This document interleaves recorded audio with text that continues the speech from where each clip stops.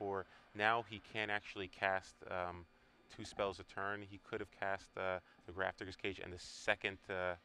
He could have cast the second Stoneforge Mystic that he had in his hand if he wanted to search out a Batterskull. But I actually think it's kind of smart to try to attempt to mana screw the Elves deck, simply because, again, they have 20 lands, 4 of them are Cradles, and then 2 of them are Dryad Arbors that come into play untapped, or you know. So, like, I actually think it's pretty smart to try to do that, as Ross is going to replay his Nettle Sentinel, since he doesn't have a green spell to untap it, it looks like.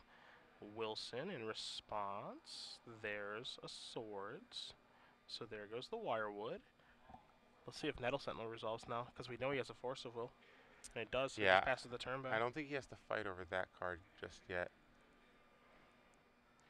And so let's see here. He doesn't have any swords left in his hand, so there's no reason to leave a mana up. And I think you might see Jitte come down now. Again, he still has to deal with that Wirewood symbiote because he doesn't have a flyer that he could equip to. Another Stoneforge. So Stoneforge is going to come in, search out a Batterskull, or maybe he brought in the Sword of Feast and Famine. Let's see. I like Sword of Feast and Famine a lot in this situation, but he is going to go get a Batterskull, so he's going to get the big beater. Yeah, I don't think he boarded in the Feast and Famine. So now he has a pretty beefy threat there. Let's see. He's just going to pass the turn. He doesn't have any other land to play.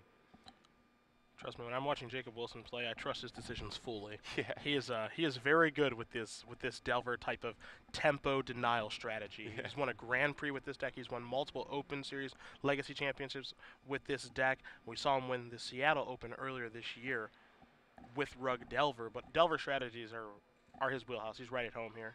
So Ross still has that Misty Rainforest. Doesn't want to sack it just yet because, again, he wants to be able to find the Bayou so he can cast the Abrupt Decay whenever he chooses. He just needs to cast it just yet, and he doesn't want to expose himself to Wasteland because currently he doesn't have another black source. I love this attack so much. I can't even put it into words. He's going to double block, and Merriam's going to get to go sacrifice Misty Rainforest, assuming he has Abrupt Decay in his hand. I don't think you can do this. If anything, you don't think so? I think he just bounces. I would rather just bounce it and then say, okay, good read. No, wait, you get the two for one here on the Stoneforge Mystics, and he doesn't have a guy to equip the Jitte to, and he doesn't get to put Batterskull into play. I think you got to take this. Yeah, well, the problem is he has a Jitte in his hand. Doesn't matter if he doesn't have a guy. Yeah, but you don't. I agree. There aren't that many creatures in Jacob's deck, but you know, we talked about how important the Abrupt Decay is after board because there's so many things that you have to deal with.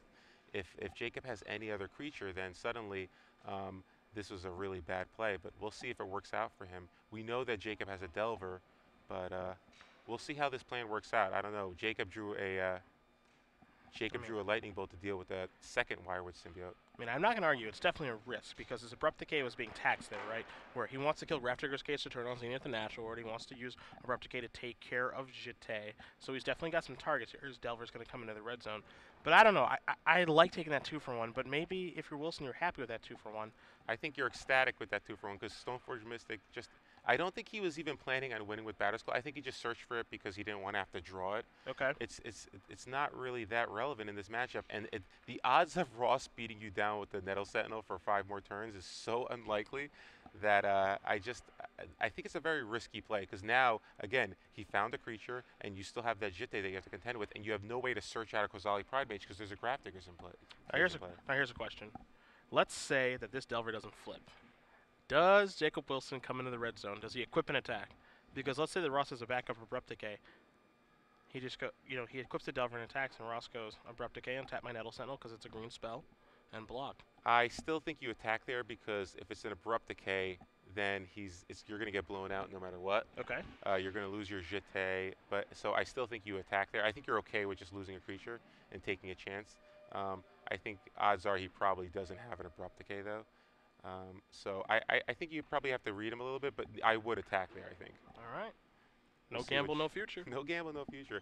Jacob, it looked like he checked for Delver of Secrets and then sacked prior to the draw. Yeah, not an instant, so he just says, all right, put that on the bottom. Let's see what Wilson draws for this turn. A blue card, not sure which one. Looks like a Spell Pierce. So Jacob, very proficient with Delver because he's played Rug Delver for a long time. Forever. Knows how to maximize those Delver triggers. I really want to see if he's going to attack here. Yeah, it's not easy. No, it's definitely not easy. You're basically going to have to read your opponent and see what they have here. Ross is definitely telegraphing abrupt decay because he Uh-huh. put two cards to the he put the Bayou and the Savannah to the side there. But yeah, let's see what. Shuffling his hand. Yeah, but but the fact that Jacob has a second Delver now makes me think he's more likely to attack. So let's see what he decides to do. Oh, And oh, he's reaching yes, the in. Delver is going to come in, and I think the jig is up here. Oh, Ross ends up taking one, and now the Jitte is online.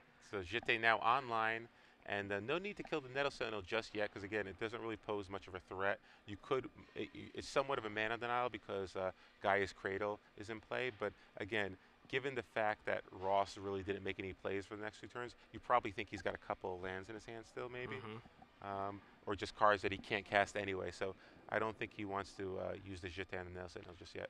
Here's a glimpse of nature. And here we could see a Spell Pierce. Yeah, that would be a backbreaking Spell Pierce.